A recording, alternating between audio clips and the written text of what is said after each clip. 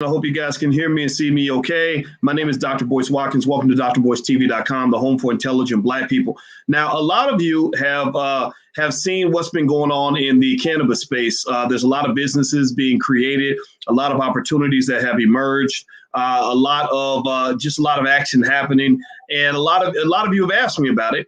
And so today we have an opportunity to talk about what's going on in the industry. Today, my good brother, Mr. Larry Smith, who is the CEO and founder of G5 Cultivation, is in the building. How you doing today, brother? Good, brother. How about yourself? Doing very well, very well. I'm so glad you're here. And everybody, as you come in, greet Mr. Smith, give him a hello, and also hit the thumbs up button. Everybody hit the thumbs up button if you haven't done it yet. That's very important. Okay, so let's just jump into the conversation, man. Let me just say this. I have been watching the cannabis industry in its evolution. I feel like it's going to be probably I don't know, few $100 billion market. I don't know how many hundreds of billions or trillions of dollars will be made, but it seems like a massive industry, and that as it's being legalized slowly but surely around the world, people just, there are people that are either chasing the money and not getting it, or people that are just making money hand over fist. So tell me about G5 and what do you see kind of happening right now in the industry? Well, first of all, thank you again for having me. It's an honor to be on here. And G5 is a predominantly Black-owned cannabis company based out of Las Vegas, Nevada. We built our building from the ground up. If you look at our YouTube, I kind of showed you from the very beginning what we were doing and how we were doing it. And I wanted people to see from the very beginning of how we were going to do this process. Once we committed our minds to go ahead and start the process to get the license, we wanted to show people step by step, because I understood walking into those rooms in the county building and there's 300 people, and then you look up and there's 2 African Americans that are applying for the license. That kind of drains you a little bit. It slaps you into a real reality that, damn, we're going to get excluded from this. And part of that, to be honest with you, is really our faults, though, because we need to come together.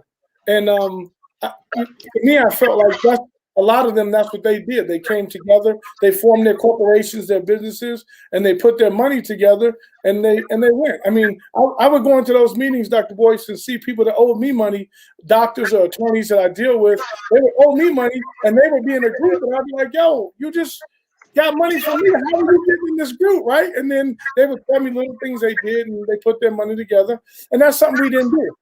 I went to people and went to my people like, yo, hey, I'm going to go start this cultivation. I'm going to get in the game, and I need some help. And if you want to put in, and man, the church door was closing left and right. It wasn't until I started building the building and people could see the pillars going up and the doors getting put on, then people started to realize, oh no, he was serious. Like he really got in. And it's been good for us. We've had some ups and downs, but for the most part, it's any other business's growing pains. Financially, it's been a burden on me personally, just because we don't have federal banking. So everything I've done has pretty much come out of my own pocket. I have other businesses that I was able to take from, and then I included a couple of investors that I knew, people that I knew that wanted to get in, and that really helped. Maintain G5 and get it up and going. So it's pretty interesting road for me for the last 3 years. It's been pretty different than what I'm normally doing. So let me ask you this, man. And I'm speaking to Larry Smith, CEO and founder of G5 Cultivation. You can follow him right there on Instagram. The IG is right there if you guys want to reach out to this brother. That's really interesting. So if you were to describe the profitability of what you've been doing, margins, or just how you compare it to other businesses, what would you say? It sounds like to me, with the lack of the federal banking support, meaning that it's tough to go and just get a bank loan to do the things you want to do. You're kind of doing stuff in this weird world where, we had the old school dope dealers where everything had to be off the grid. And then you got, full legalization at the other end of the spectrum, but you're kind of operating in the middle almost. It's almost like, like I remember when I visited I think I think okay, was it in Vegas? Was I with you when I went to Vegas? Yeah, absolutely. Okay, I'm sorry, man. You gotta forgive me, man. My memory is weird, man. But I remember noticing that how they would have there was that big safe like right there on the facility, like to protect the money. It's like some Pablo Escobar type shit. So how is that? Like, is cannabis, the industry itself, cultivation, is that a good way to make money? Yeah, absolutely, 100%. And there's a lot of ways to do it now. It's not just growing as far as the cannabis or the dispensaries. There's packaging. There's a lot of things that we could be getting into, especially in our culture, that we could be doing, and we do it well. Designing. Listen. What I've learned in this industry is this. My growers make $100,000 or more, right? So it's at the point where they're getting to that point. So there's a lot of things that we need to be teaching our kids. In cannabis, it's not just putting a seed in the water and putting some water on it growing. There's a lot of components to growing the plant. So you have biology, and I say this because I know you're an educational guy, and we need to strive on the education. I mean, when you walk to my building, there's AC units everywhere.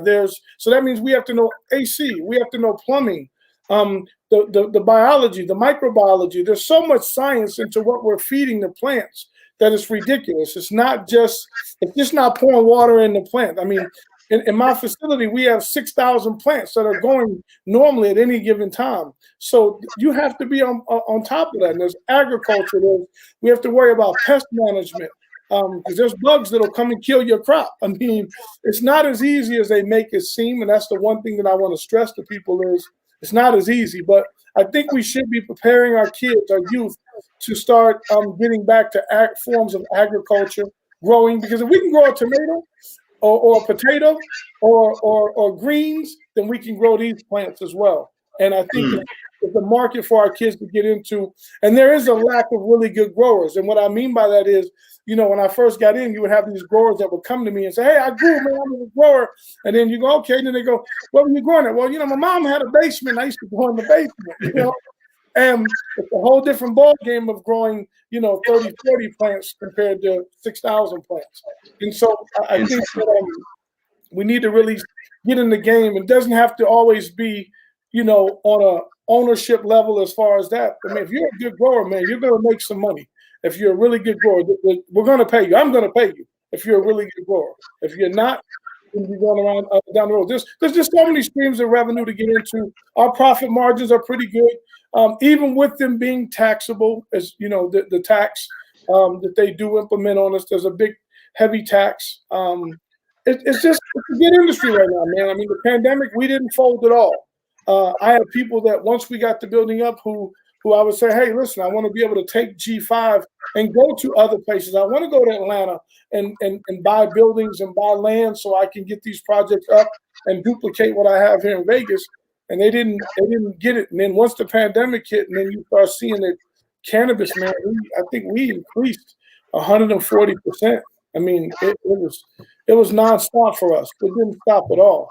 So it's one of those things that almost lets you know that there's a recession-proof side to it, as well as Oh yeah. There's definitely gonna be a recession-proof side to it. It's yeah. I mean, in fact, I even wonder if the sales might go up during a recession. But that's what I'm saying. But the average ticket sale in the dispensary was $78, and that went from $78 to $192. During the pandemic? 100%. 100%. Wow. So wow. I was baffled. I was like, I mean, some things I understood, because people are at home more. They can smoke more. They don't have to be at work anymore. They can Zoom. They can, you know what I'm saying? So it made it a little different. But the financial side is what threw me off. It's like, damn, these people are getting some extra money. I personally would have been buying, smoke. I mean, but then again, I do understand that it is medicine to a lot of people, and that part I really understood. That from the hood, you think, man, it's weed and this and that, and then the more I've gotten into it, the more I realize that a lot of people really need this to get through their day, to eliminate certain things. It's totally changed my perspective on what cannabis really is. I don't call it weed anymore. I call it cannabis. So if you ever get pulled over, tell them you got cannabis, not weed. It's a different mindset that makes you, there's all those stereotypes, So cannabis is a healing medicine, and I do understand a little bit more about that.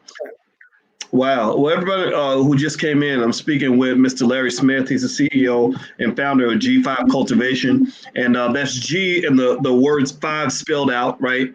G5 Cultivation. Okay. And I put your Instagram up here. By the way, is there a website that people can go to find you? They can go to G5 Cultivation, and the 5 is spelled out as well, www.g5cultivation. And we have a website up. And if you're in Vegas, hopefully you can stop by a dispensary and check us out if you do partake in the medical side or medicine. It's recreational here, but to me, the recreational was just a way to tax people, right? Because in my opinion, there's no reason why it should be a 15% tax. And you have oxycodone, Oxycontin, Loratab, all these things are killing people, literally killing people on a daily basis, and they're taxed at 2%. And I just felt like that was a matter for the states to get the money. And they're definitely doing it. Yeah, man. Well, I'll tell you that when you look at what Oxy did to society, it's crazy. It's terrible. So I don't even put weed in the same category unless you're talking about much healthier alternatives to some of that stuff that they're pushing on us. I mean, there's nothing good there's very little good I can think about when it comes to Oxy and all that, except when you really need it, But with cannabis, I personally became educated. I had to be re-educated, like I grew up in the whole say no to drugs kind of era, and because I said no to drugs, alcohol, all of that, I had put weed in the same category with things that can really destroy you. And I still don't smoke. It's funny. I still don't smoke, but my view of it has shifted to the point that I have I don't know if you call it cannabis or hemp cream or whatever, but we use all kinds of cannabis related products.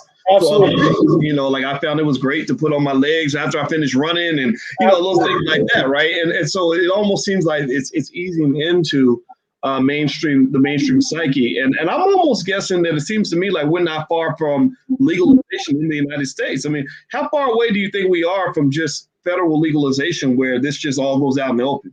Well, for some reason, I don't know what's going on behind the scenes, but there's clearly something going on because the Biden administration seemed like they were gung-ho to get everything going, and all of a sudden they've kind of hit the brakes recently. I just saw the thing where you posted Chuck Schumer, they're talking about getting it passed. And listen, they definitely need to pass it because we definitely need banking. We don't keep cash on us like that. I mean, but it is kind of frustrating for us to have to. It's ironic that when I go make an IRS payment, it's in cash, or if I'm paying the state, it's in cash, right? So it's kind of ironic that they can take the money and then go put it into an account, whereas I can't. Right? They shut down all of my accounts, all of my businesses. Luckily, I had some friends that were able to help me get back banking. But my stipulation is I can't deposit any cash. We still do everything normal. We have places to put it in the safe and companies that come and take it to where we're not robbed and we don't keep cash on the building. But it makes it hard. And I think that there's an issue, I think, they don't want to make it federal right away because then it opens the floodgates for all the big guys to truly, truly, truly come in and try to take over these markets. And one of the things a lot of people like me say is that I want to keep it state to state. I just want to take it off the Schedule 1, and then that way we can, if it's off the Schedule 1, I can get banking. And for me, that banking will be important because now that I have crops, and crops as in the cannabis crops, it's like now I become a farmer. I'm a part of agriculture, and it would be nice for me to go because I don't have the funding to go and come to you and go, hey, what city are you in? I want to go and put a license in. I want to buy a building. Can you show me around? I want to go to Atlanta. I want to go to these places. New York just became legal. You want to have that capital to get in the game. If not, we're going to get left behind again, and it moves really fast. The cannabis moves really fast. Wow. Well, everybody, by the way, if you just came in, hit the thumbs up button, hit the thumbs up, share, subscribe button. We're trying to build Black media over here, and we could really use your help. If you have not subscribed to the channel you're on, please take 1 second, make sure you subscribe, hit that thumbs up, because, this is where we talk to you about the stuff that you're not going to hear in mainstream media. This is where we bring in Black folks that are doing great things. And I can tell you, with Larry Smith, Larry and I, we only talk when I came to Vegas, and we talked again today. And I consider Larry a solid guy. He's a real solid dude, and and I'm telling you, you treated me real well when I was down there, man, and I appreciated that very much. And so I think that we need to learn about the solid individuals in our community that are doing solid work. So this is what the platform is here for. So support that, please. We would love to have your backing. Now, with that said, let me ask you this, man. I'm gonna tell you where I made my money in cannabis, right? I actually talked to some folks about, making investments in cannabis, and I think I just got kind of, I don't know, when business is very hands-on, I'm more like, I don't want to do no work. I like that passive. To be passive means really passive. Like, I'm a passive for all the work. Maybe it's just lazy, but let me tell you a way that I made a lot of money in cannabis. I'll tell you what it is, and you can just kind of give me your thoughts on it. So you know what I did, right? I started buying stock in different companies that would benefit from the Biden presidency. In our Black Stock Market program, I was telling people about some of the cannabis stocks I was looking into, like Tilray. Tilray's in Canada. I'm sure you know about Tilray, and that stock made us a ton of money. Like I was selling the options every week just in case the stock plummeted. And even with that, all of that, I was able to really do well just by investing in that very passive way in the index funds and that whatever, because I felt that I knew, and we all knew, I think. I don't think you have to be a rocket scientist to understand this, but I said, if Biden gets elected, these stocks are going to go up. If they even think he'll get elected, the stocks will go up. And here's another prediction. I'm going to make this publicly so everybody can hear it, so we can play this video when it happens. I don't think that they even expect Biden to last for his whole term, let alone 2 terms. Well, if Biden is not around in a couple of years, and I don't wish it on nobody. I'm not wishing this. I'm saying the man he's not 25 years old. He's almost 80. Well, guess who becomes president at that point? Kamala Harris, right? So they backdoor Kamala in there. Well, I remember noticing, and maybe you can speak on this from what you know, but if I recall, Biden was in favor of the decriminalization of weed, whereas Kamala seems to be in favor of legalization. That she actually, that's why she went on the Breakfast Club and strategically mentioned smoking weed, listening to Biggie and Pop back in the 80s. Y'all remember that? And I noticed. So I'd like to get your thoughts on that. Tell me what's right and wrong, and what do you think about my thought process on all of that? Well, listen, anytime you can make some money on the passive side, and that's where I came from. I was more on that side. I was in my other businesses. I was buying homes in my community, and I was like I was telling you, I have a factoring company where I buy. So I'm literally writing checks, and in 8-9 months I'm collecting a check, right? So really good passive income. And now being at the Grow is really hands-on. And it took me a minute to get my mindset to go back to work, right? But now, I'm really cool with 50 Cent. 50 Cent helped me out a lot in putting up, he put up a lot of my stuff on his website, and we would have really good conversations. 50 is a really smart brother. I mean, no matter what they tell you about the bullying and whatnot, very smart, really behind the scenes helping a lot of people. And he definitely helped a brother like me. So he would talk to me about certain things, and he would talk to me about getting the right people to run your business. He's not the smartest guy in the room, but he's paying the smartest guy in the room to handle his business. And the cannabis has been that for me, to where now I sit back and I found the right guys, the right team, and they handle business. So it's been great for me on that side. I do think that because she kind of, Vice President Harris kind of changed the tune a little bit recently, and she kind of went with the rhetoric of what Biden and those guys are talking. So that's why I say something's going on. I don't know what it is yet, but there's something going on to where she kind of changed her tune. I read that she was kind of on board with what Biden was doing. So I don't know what they're doing. I just wish they give us banking. It would eliminate a lot of problems for me. It created a lot of problems for me on a financial level, on my other businesses as well as my personal. Like I can't fly now. If I check a bag in, the TSA is checking my bag. So there's got to be kind of list that we're on. And those things don't bother me because I don't carry stuff on a plane. But it's more or less it's created a problem, and I wish the feds go ahead and take it off of the Schedule 1, decriminalize it, and I think you're going to start seeing a lot of more different kind of drugs. Mushrooms are going to start to become decriminalized. They're making a big push to decriminalize a lot of this stuff, and I think it should be decriminalized. I think people that have records should be expunged.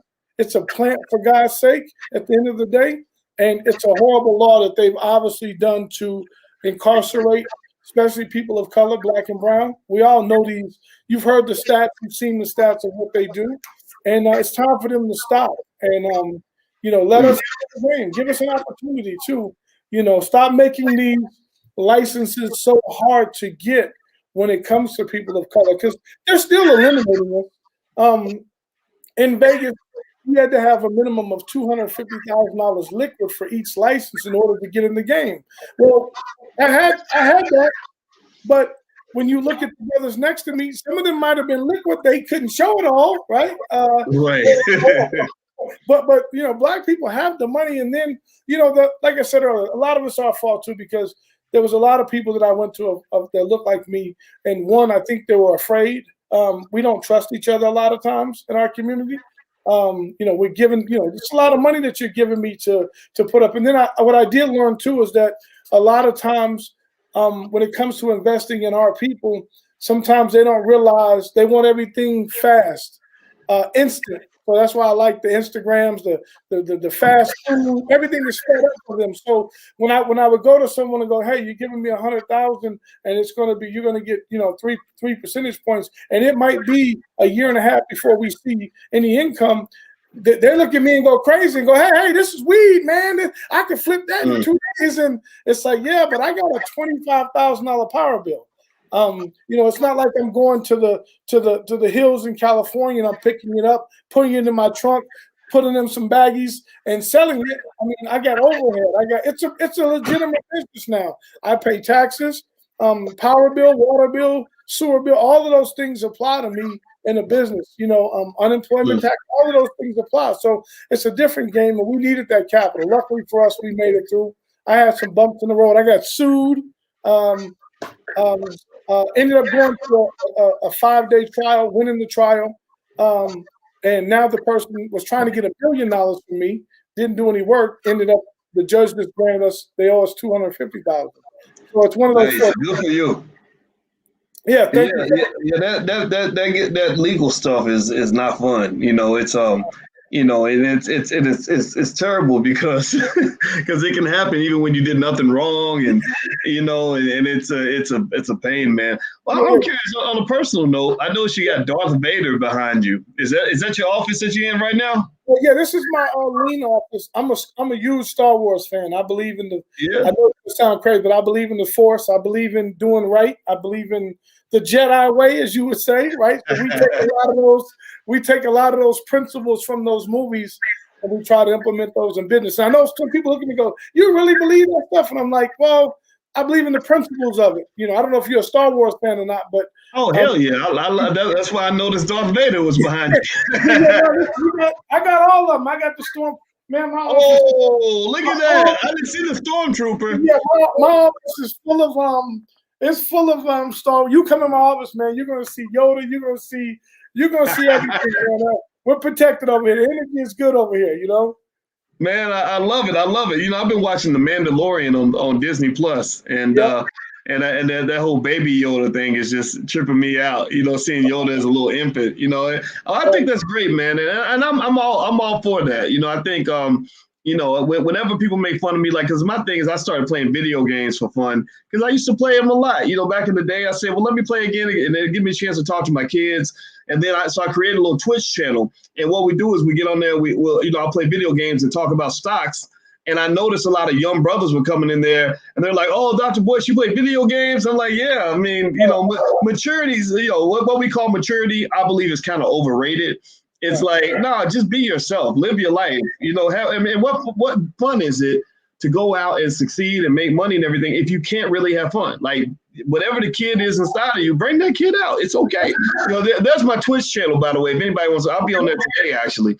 But yeah, man. So let me ask you this. So as we head out, what's on the horizon for G5? Like, I really feel like, despite the fact that you're going through so many challenges with this, I mean, you're handling it quite well, it sounds. I mean, you got a lot of support from 50 Cent and many others that I'm sure you can name if you want to name. I know Kanye's aware of your work. A lot of people have seen the great work that you're doing. And you're doing it. You know what I mean? Like, it sounds like you're surviving it. You're making it work. And I really feel like when the legalization occurs, when the gates are finally open, banking systems caught up with the times, G5 will be one of the companies that will be on that cutting edge. Almost like crypto. How you had now it's easy to buy crypto, but but to me the strongest players in crypto, the crypto millionaires and billionaires, are the people that were into crypto before it was easy to get into, when they were buying Bitcoins for $1 and whatnot. It almost feels like that's where G5 is going to be. Am I accurate in that? What are your thoughts on that? 100%.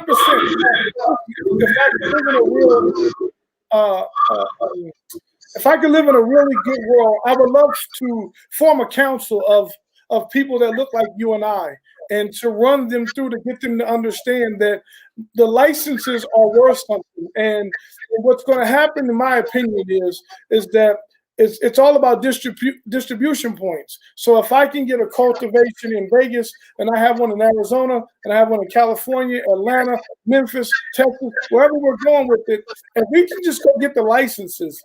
And it's not that much to get when I say it's not that much, I mean, you have to show you have the money, but to actually do the paperwork and to do these things, like my actual license probably really only cost me about $40,000.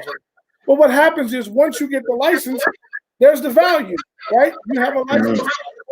So in my mind, I'm thinking, man, if we could just go by from state to state and collect the licenses, and then if we really have the capital to go through and purchase the land to own the buildings, can you imagine what everyone thinks that the pharmaceutical companies are coming to us to buy us out, but it hasn't been that so far. The people that are reaching out to me to buy G5 Cultivation has been the alcohol industry.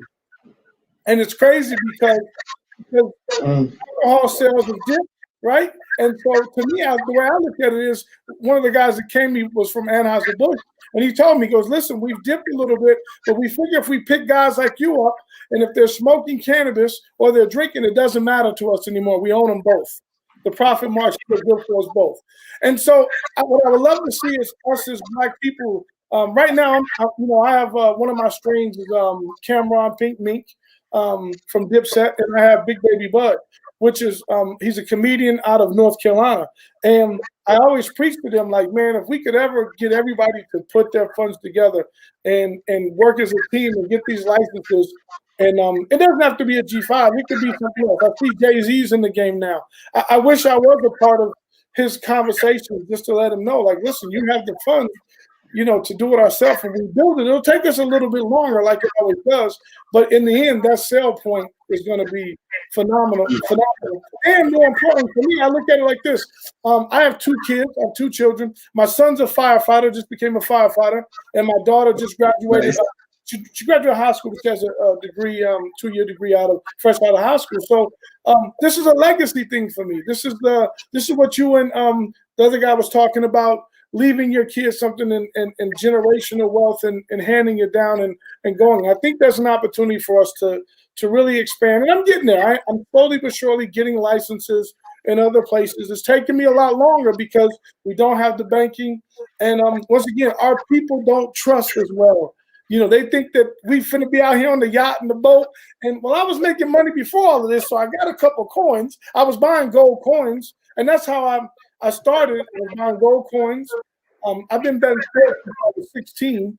I was buying gold coins, man, when they were 200, 300 an ounce, and I was around a bunch of guys attorneys that were hip, and I've been betting sports since I was 16. probably make a couple $100,000 a year just betting sports. That's my stock market compared to yours. I Right? love it, man. Well, Yeah. I love it. Everybody, if you could, please hit the thumbs up button, hit the share button, hit the subscribe button. If you haven't done it yet, please do that right now. Also, I want you to know that the conversation that we just had is with Larry Smith. Larry is the CEO and founder of G5 Cultivation. You can follow him on Instagram right there. Also, you can go to G5Cultivation.com in order to check that out. And also, just so everybody knows before we bounce on out, this weekend, you guys know the Black Business School is sponsoring the Black Love Weekend. This is all about men and women getting along with each other. You know, Black folks, we don't understand. Let me explain to you. Part of the reason that Larry is here is because Larry is, he probably knows this about himself, but I'll say it out loud. He's a great relationship builder. He's built great relationships with people that are supportive of his journey and have gained respect for him. And it's because he carries himself as a solid guy. And so the Black Love Weekend, that's what it's about. It's about relationships, not just who you marry and all that, but also how you manage your friendships, how you manage your business partnerships, all of that. And in fact, Larry, I'd like for you to kind of, I'm sure you're a Jedi, so I'm sure you got a philosophy on everything. So what is your philosophy in terms of how you deal with people? You know, because the people that I know that know you, they all say great things about you, and that's a contrast, right? Because you and I both know people that that maybe don't have that same reputation. How important is relationships and your ability to do business? You broke bread with 50 Cent and a lot of other people that have a lot of respect for you. Talk about relationships, so in terms of making money, so that our audience can kind of walk away with something that's going to benefit them. What are your thoughts on that? The relationship is everything. It's everything. And you have to understand, there are certain things that I've learned from me. I've growing up without a father. My grandmother raised me, one of those stories, right? But when my grandmother raised me, I mean, she really instilled a lot of things in me, and it's all about the relationships. On my other side of business, I've been dealing with my attorneys and doctors for over 22 years, and I have 4 guys that I constantly deal with. And I could have made more money dealing with other people, but there's that old term that not all money is good money. And then so have I left money on the table? Absolutely. But I also kept my peace. And I think that as a people that sometimes, as a Jedi, as we say in the Jedi world, you have to really feel, the young kids will say it's a vibe, right? So as older guys, we have to learn to listen to that vibe and understand who you're vibing with and just be yourself. That's one of the things that he told me was be myself. I don't go in the boardroom and change up. I mean, I know how to talk. I can talk when I'm in a room a little differently, but I'm saying I'm going to be the same person. I'm going to tell you what it is. I'm not going to compromise. I'm not going to do things. I'm 48 years old. I've lived my life enough to understand what I'm willing to do. I'm not going to go to take any penitentiary chances, especially at this age. Maybe when I was a little younger, I probably would have took some of those risks, but the relationship is everything, man. And I've always tried to be a stand-up guy and to be honorable in everything that I do. Not everything that I do is going to work out for me. If me and you have a relationship, sometimes it might benefit you a lot more than me. If me and you are busting out a pot, you might get 80%. I might only get 10 or 20%. But at the end of the day, there might be a flip where you send me a deal that I might get 80% and you may get 20%. At the end of the day, and I've had so many deals happen to me that way that it's always been good. My nephew came to me the other day, and he's kind of struggling. He's 26 years old. He's going through that point where he's trying to make the transition. He goes, "It seems like everything goes good for you." And I'm like, "Boy, if you only really knew." But I told him, I said, the reason why that is because I try to do the right things. And if you do the right things, they'll eventually come your way. And I know it's hard for people to understand that, but good things come to those. Good things come to those who wait. And if you're honorable with it and you're not slimy with it, I just don't believe in being slimy with you. I feel like it doesn't benefit me. I always tell my kids, we don't worship money. We make it, but we're not going to worship it. There's a difference. There's enough money out there to be made, right? There's tons of money. Cam has a quote where he says, "If you can't get money in the earth this big, you're worthless, kid." right? And I mean that in a more sincere way. And the fact that there's tons of money out there. Just go figure out the right way to do it. And don't be in such a hurry to get it. When I was younger, when I was hustling as a 16-year-old kid on the block, I don't have any of that stuff. Everything that I've worked hard for, and I have everything. I got low riders, I got 6'4". I got everything you can think of that a big kid would want, convertible cars. Like, we have all that stuff. And we keep them because we've built good relationships. And I mean, if you do people right, I do believe that those opportunities will come. I would have no problem calling you saying, hey, Dr. Boyce, I got a deal over here. I'm cash poor. Maybe you can get on. I'm going to miss this one, but I think this will be a good opportunity. I have no problem sharing those deals with people that I trust and that I feel are good, honorable people. Well, there you go. I hope everybody listening, picked up on that. And I think that was a great point. I'm glad you broke it down really, really well. And so if you want to know what the Black Love Weekend's all about, it starts on the 10th of this weekend. We're going to go all weekend long. We have a lot of experts on relationships. And I don't want you to just think about, like trying to go pick up a woman or pick up a man. Like, that's part of it. But it's really about, how do you pick up a good friend? How do you pick up a partner? How do you avoid toxic people? Because like my brother said, I'm telling you, me and Larry have both made money, and we both walked away. I would say I think we both probably walked away from more money than a lot of people make in a whole lifetime. Because you just get in there and you're like, man, this ain't worth it. Yeah. like, you're gonna get somebody locked up. You're gonna get somebody beat up. You're gonna get some, so being able to identify that, and then also making sure you carry yourself in a way where good people will want to re-engage with you.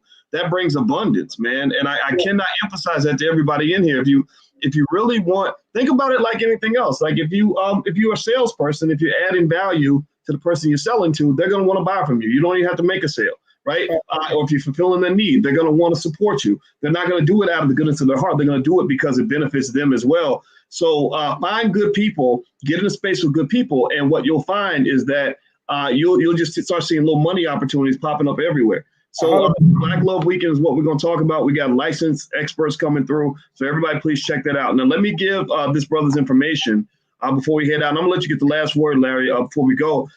You can follow Larry Smith, CEO and founder of G5 Cultivation at G5 Cultivation, or you can go to G5Cultivation.com. I encourage everybody in here that loves Black business, support the brother, follow him on Instagram, go to the website, check out what they got going on. And Larry, did you have anything you wanted to share before we bounce out? I just want to thank you, man. And I want people to understand that that at G5, we do understand that we have an obligation to our people.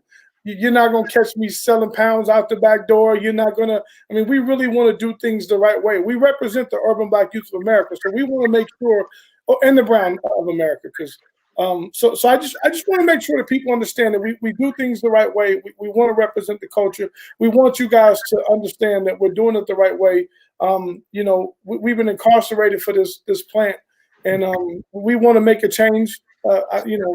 We want to be able to build and employ people that look like us, who otherwise wouldn't get the opportunities to do it. So that's what you're getting when you get for G5. And we're always going to give back to our community and knowledge, wisdom as much as we can. And we just hope that people understand that it's real over here. What you see on our IG is real. It's nothing fake. We don't fake anything. If I just keep it real with you, they say real recognize real. So I just want to keep it real with you guys and let you guys know that we really do appreciate all the love and support, and we feed off that support. My guys feed off that support. Thank you again for having me, man. It's really an honor for me to be I was told in my lawsuit that I wasn't a real businessman. And so to be here, I feel like I made it. I'm going to be honest. I feel like, shit, I'm on Dr. Boyce. You know what I'm saying? Man, you can't tell me shit today, to be honest with you. Well, Larry Smith, you are not just a businessman. You are a businessman. Yeah. So this brother's doing well. Everybody, please follow Larry at G5 Cultivation. Once again, before we head out, the blackloveweekend.com. We get started this weekend. Dr. Alicia will be there along with a lot of other experts. So you can check that out if you're into relationships. And also, if you want to support the platform, we do have a Patreon at intelligentblackpeople.com. This is Black Media. I hope you guys see the value in what we're trying to do here. We're trying to build and trying to go, trying to reach. So your support is incredibly valuable. So God bless everybody. Hit the thumbs up button, share button, subscribe button on your way out. We are gone. See you soon. Peace.